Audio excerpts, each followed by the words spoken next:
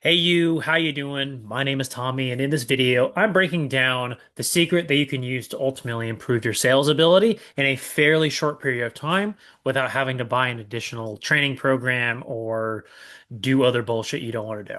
So, essentially, what I'm going to be talking about is, okay, if you're trying to get better at sales, how exactly do you go about doing that? Especially if you're someone who doesn't have a shitload of experience to do it with. So, what I'm going to do is I'm going to use myself as a case study and walk you through some of the things that I do to improve my own ability. And then if you start doing it, it'll make it easier for you to ultimately just get better. Now, there's a presupposition here where you have to have some understanding of sales. If you are 1000% brand new, then to be honest, what would probably make the most sense is getting some type of a training program, some type of a mentorship, working one-on-one with someone. That's probably what would make the most sense for you. Or I guess you could cold turkey try to get an offer, but that's a little bit harder to do if you don't have experience. So, but assuming that you actually have a process you're going through, then obviously this makes sense. So I'm going to share my screen and walk you through my stats because I just got onboarded onto a new offer.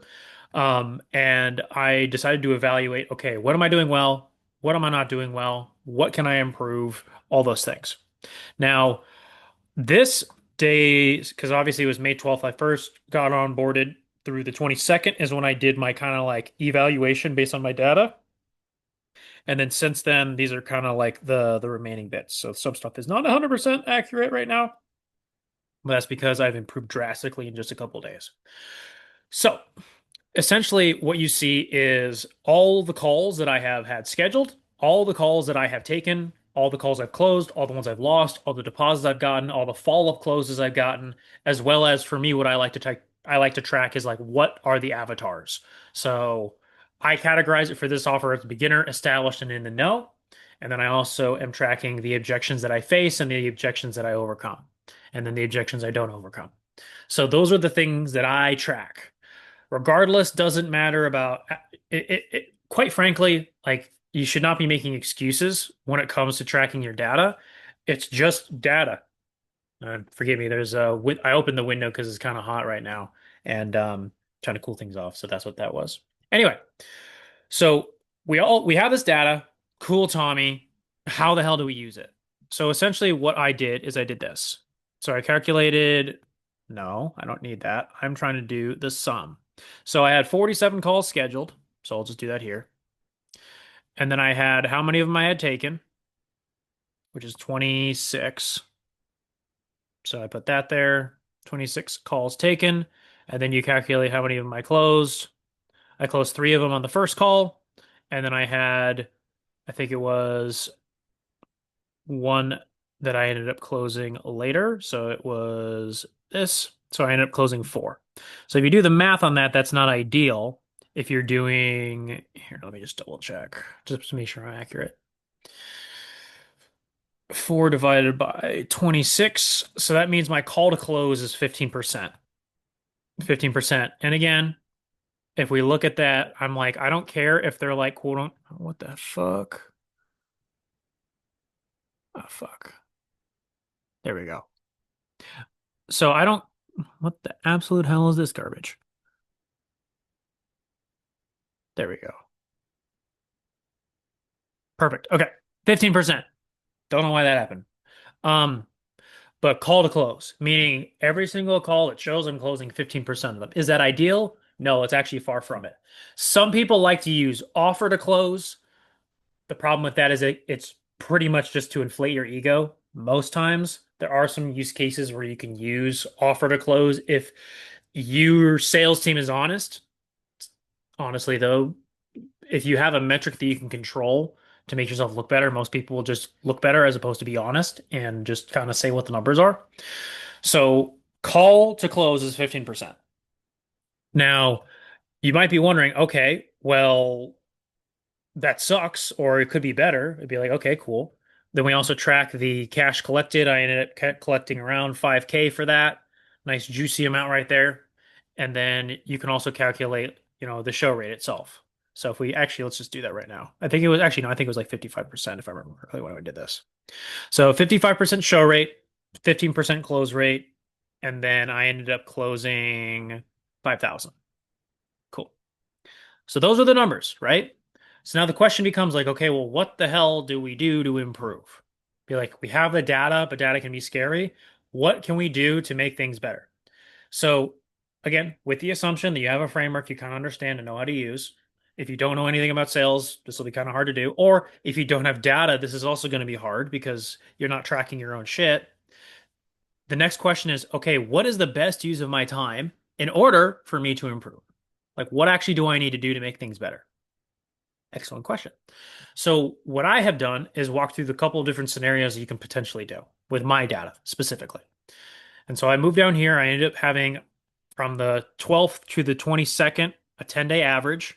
And so my average call scheduled was 5.2 calls per day because I do 6 days a week and I had, I think it was like nine available, or maybe it was, yeah, it was around nine available, but I only had on average five booked. And then the ones I actually had show on average was 2.8. And then obviously total scheduled was 47 and then total taken was, this. And then did I miss one? I may have missed may have messed up the number once.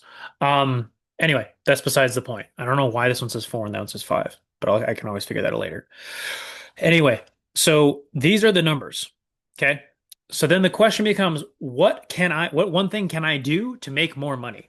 If I had to pick one thing today to ultimately improve, what one thing would I do and what one thing would I work on? So if you think about it, there's three things you could potentially do, which is I can increase the number of calls that I take, I can increase my close rate, or I can increase my show rate based on the data. So then the question becomes, which one, if improved, is going to allow me to ultimately get the most amount of money? And I remembered going through this process and I was like, well, I could increase the amount of calls I take per day. The way that I would do that is through going out and setting for myself because we had setters or we have setters, but they prioritize other people because I'm newer to the team. Cool. So I could just spend my time doing outbound. Could do that. I'm not as skilled at setting as I would be closing, although I haven't put in a huge amount of time to do it either. So that would have to be a learning curve, but I could do that. So that's one. I was like, well, let's say I took my average from 5.2 up to like 7, where I booked an additional, let's call it four calls, and I made sure that every single slot I had was used. If I just put in the time to make that happen and increased it to around 7, then I calculated it. I would get, if all the numbers remained the same, everything else remained the same, I would make an additional sale, one sale. I was like, okay, so an additional sale, not bad, but obviously not ideal either. So then the other scenario I played out was, okay, my hypothesis is what if I increase my close rate? Which then, as you can see, I did some more thinking about. I was like, okay, how would I do that? And then based on my data, based on how I understood the what calls, the way I was going through them, I was like, well, if I improved my discovery and then ultimately built a consistent process around it, that would help me. And I figured out that if I improved my discovery, instead of me getting one additional close, I would get two. And on average, that would be, I think it was an additional like a couple $1,000. Cool. So one is an additional sale, maybe like $1,000. Here's a couple thousand. Cool. The other thing I could work on is increasing the show rate. Okay, well, based on this, if I got it from like a 55% to a 70%, which I felt is reasonable based on some of the things I know and some things I could do, it would also improve me by one sale. So then, if you think about it like that, if you played out the scenario with all the stuff remaining the same, what is the logical choice? Obviously, to work on the close rate. Cool. Now, I use this as an example because I didn't just create this shit up. I used my stats, I broke it down, and I figured out what lever can I pull to improve. Which, based on playing things out logically and doing the math on it, I figured out that this was the play, right? Now, if we were to take this, here, I'll just do this quick. Increase close rate. That's like the one thing. So this one made the most sense based on this scenario. Further down the line, you're like, okay, so if this is the play, then of the entire call that I do based on my process, what specific area, if I just got better at the one area, would help me close more? Which for me, that's where the next step of this came into play, which was the My hypothesis is, okay, how, if I get better at discovery and I actually build a process around it, then I'll close more deals. Based on how my calls were going, that's just being honest. I just know I was like, okay, that's the thing.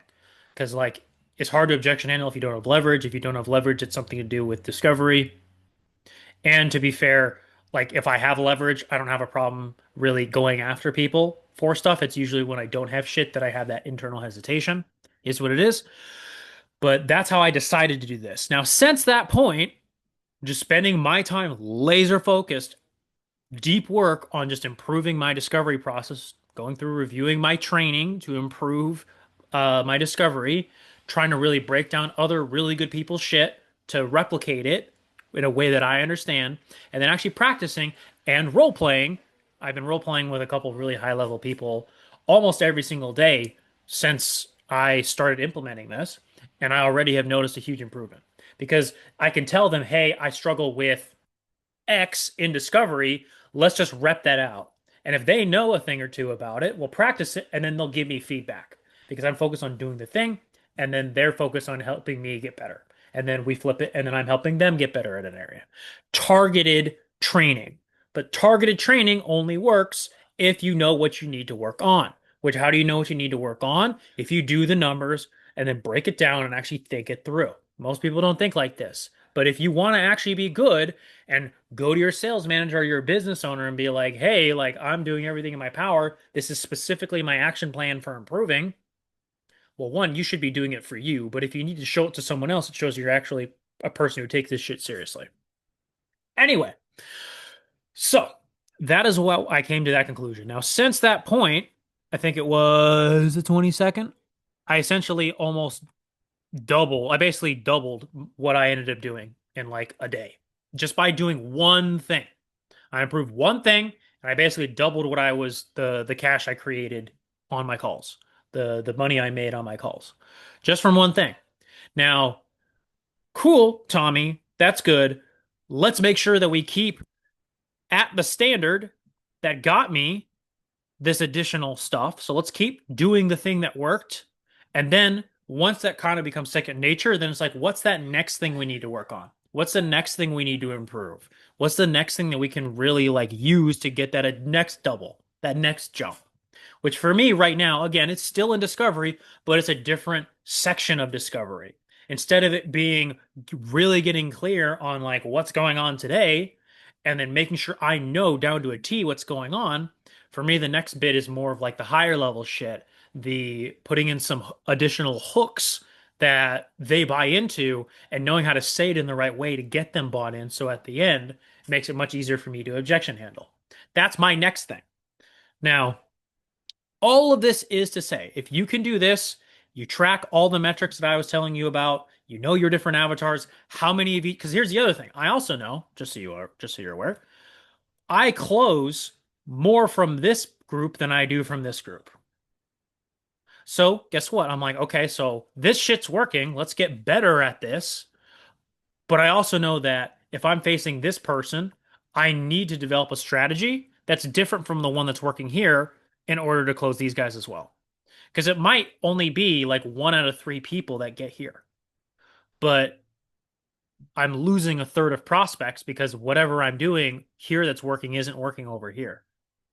So cool, I have to build a secondary process or I have to change some of the questions I use with these people. Like actually thinking ahead, picking the right stuff so it works. But again, it all comes down to the data. All of it. And then I had the in the know. I was told that there were some people that might be in the know on this offer, but I've only had one person. So I made changes to somebody else. But that's the thing. I'm aware that that's not something that is really happening anymore. So I don't really need to focus too much on that. So hopefully that makes sense. This is not designed to be like, hey, Tommy knows everything under the sun. Instead, this is designed to number one, be a reiteration for myself, exactly what I need to do on a daily basis, because this helps keep me accountable. But then the other side is if you're someone that's trying to figure out what the hell you're supposed to do, and you're maybe by yourself trying to figure stuff out, like this is a resource that you can use to ultimately improve. All you have to do is start tracking. And again, for whatever reason you're not on calls, then get on calls somehow or get a process, pay someone to learn how to do sales, and then just study the shit out of it until you know, okay, I struggle with this section of discovery, or this section of the pitch, or this section of objections, or the objection that kills me every single weekend is this partner, or to think about it. So then you spend more time practicing that and less time dawdling around on a coaching call, just kind of passively sitting there like a Netflix and chill session. So hopefully that makes sense. If you have any questions for me, leave it in the comments, or you can reach out to me. And if I can help, I'll try and we can kind of go from there. So thank you very much for your time. I appreciate you, and we'll talk soon.